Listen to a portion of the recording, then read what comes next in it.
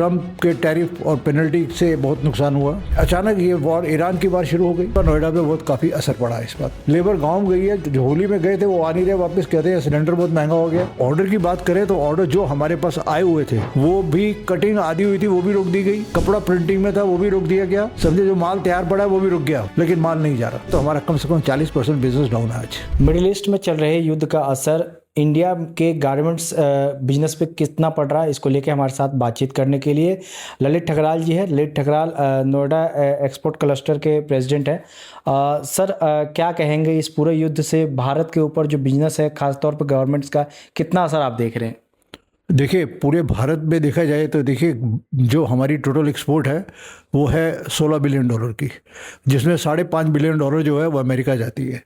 बाकी जो एक्सपोर्ट है उसका एक बहुत बड़ा हिस्सा दुबई जाता है। सऊदी अरेबिया, दुबई, उसके आसपास दुबई जाता है सारा माल, और वहाँ से कई और कंट्रीज़ को माल जाता है। साउथ अफ्रीका जाता है, रशिया भी वहाँ से जाता है, बहुत लोग आते हैं। एक सेंट्रल वो प्लेस था जहाँ लोग आके माल लेके जाते थे। अब जब से ये वॉर हुई है तब से जो दुबई के अंदर इतने स्टोर हैं वहाँ, एक तो सारा आवागमन ख़त्म हो गया, टूरिस्ट नहीं आ रहे। तो जो स्टोरों में माल, वहाँ कितने बड़े बड़े स्टोर खुले हैं, उनमें माल बिक नहीं रहा, वो माल रुक गया। उनके ऑलरेडी ऑर्डर चल रहे थे सारे, वो उन्होंने रोक दिए। जो माल गए हुए उनकी पेमेंट भी नहीं आ रही, क्योंकि वहाँ सब बैंक भी बंद हैं। तो ये बहुत ही बड़ी विडंबना है। देखिए, जहाँ तक मैं बात करूँ, पूरे इंडिया का बहुत बड़ा हिस्सा है इसके अंदर, लेकिन नोएडा की बात करें तो 10 से 15% नोएडा की एक्सपोर्ट भी दुबई जाती थी, उसका नोएडा पे बहुत काफ़ी असर पड़ा है इस बात का। कुछ नुकसान भी हुआ आप लोगों का? कई कंपनियों में काम ऐसा बंद हुआ, इस तरह के कुछ? देखिए, पहले तो ट्रम्प के टैरिफ और पेनल्टी से बहुत नुकसान हुआ।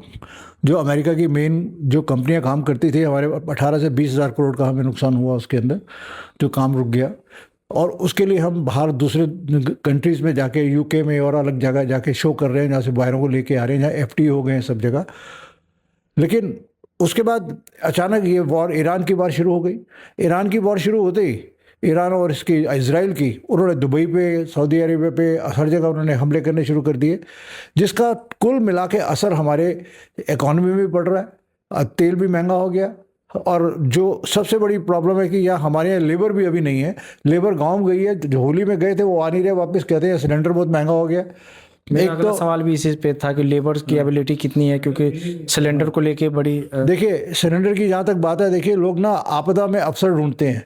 ये जो जमाखोरी करके और जो ब्लैक में सिलेंडर बेच रहे हैं, बहुत गलत बात है। ये आज आपदा आई है, ये देश के ऊपर आपदा है, ये खाली एक छोटे से बिजनेस के ऊपर नहीं है। तो आप लोगों को, इन लोगों को ब्लैक नहीं करना चाहिए। आज मालूम नहीं, सिलेंडर मिलता ही नहीं है। जो मिल भी रहा है तो अगर कॉस्ट देखें तो कल ये हनुमान जयंती है, किसी ने मुझे बताया, मेरे जानने वाले ने, कि उन्होंने भंडारा करना था, उनका 10,000 रुपये का सिलेंडर मिला। It is a shameful. ये क्या हो रहा है हमारे यहाँ? कितनी अभी लेबर पहले के मुकाबले कितने कम हुई है? क्या हाल फिलहाल में भी लेबर माइग्रेट करके वापस गए? देखिए, जो लेबर गांव गई हुई थी, हमने उनको फ़ोन करके बुलाने की कोशिश की, बुलाया उनको, वो आ नहीं रहे थे, कि वो कह रहे थे महंगा सिलेंडर। मैंने कहा तुम आ जाओ, तुम्हारे सिलेंडर की गारंटी मेरी है, मैं तुम्हें सिलेंडर लेके दूंगा। अब वो कुछ लोग आए हैं तो हमने उनको सिलेंडर का अरेंज करके दिया है। और देखिए, सिलेंडर अवेलेबल है मार्केट में, लेकिन जो जमाखोरी कर रहे हैं लोग, वो गलत बात है। इतनी आपदा नहीं है जितना इन्होंने बना रखा है। और ये लेबर डेफिनेटली, एक आदमी 15 से 20 हज़ार रुपये कमा रहा है, और उसके अंदर उसको 4,000 रुपये का, 5,000 रुपये का सिलेंडर खरीदना पड़ेगा, तो बेचारा खाएगा क्या और क्या करेगा? यहाँ रेस्टोरेंट्स बंद हो रहे हैं सारे। अब हमने उनको बोला, पाओ तुम्हें ऐसी कोई दिक्कत नहीं आएगी, अभी तो इतना हमारे शिप भी आ गए हैं वहाँ से, और कोई ये सिर्फ एक बवाल बना रखा लोगों ने।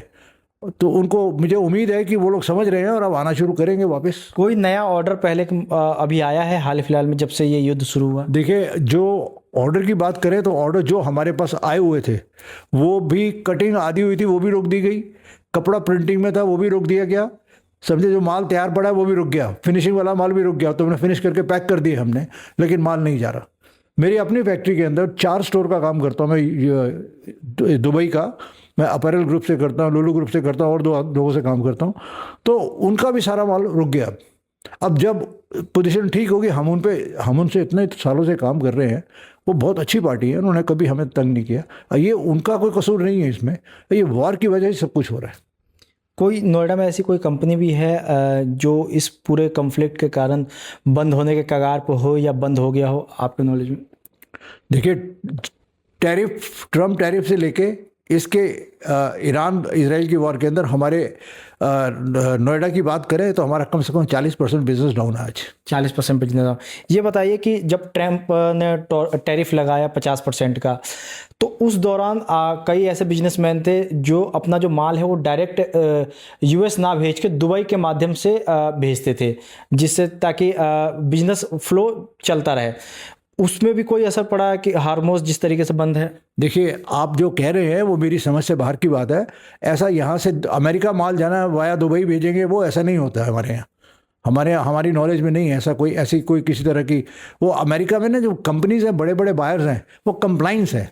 वो कंप्लाइंट कंपनी जो है वो इस तरह के गौरव धंधे नहीं करते हैं कि दूसरी कंट्री से माल मंगा लिया, ड्यूटी फ्री कम कर दिया, ड्यूटी अंडर इनवाइस कर दिया, वो नहीं होता है। वो जिसके अपने ऑफिस है वहाँ कुछ कर ले तो कर ले, लेकिन बाकी कोई ऐसा नहीं कर सकता। गवर्नमेंट से बात हुई है?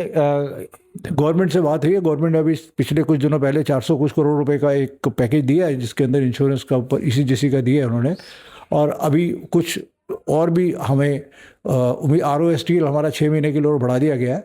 और अभी सरकार कुछ ना कुछ करेंगी। पीयूष गोयल जी से बात हुई थी, वो उन्होंने बोला थोड़ा हिम्मत रखो, काम करो। ये पता देखिए, जब सब चीज़ों की हमें पता चल जाए हमारा इतना नुकसान हो गया और इतनी हालत ख़राब है, तो सरकार थोड़ा थोड़ा दे रही है। अब सरकार और भी कुछ करेगी जिससे हम लोगों को सहायता मिले। काम तो सब लोगों को करना ही है, क्योंकि लोगों को रोज़गार, सबसे ज़्यादा इंडस्ट्री जो हमारी ही है जो रोज़गार देती है आफ्टर कृषि।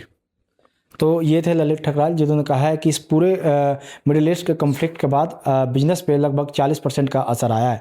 नोएडा से मोहम्मद रज़ा, स्टेट मिरर।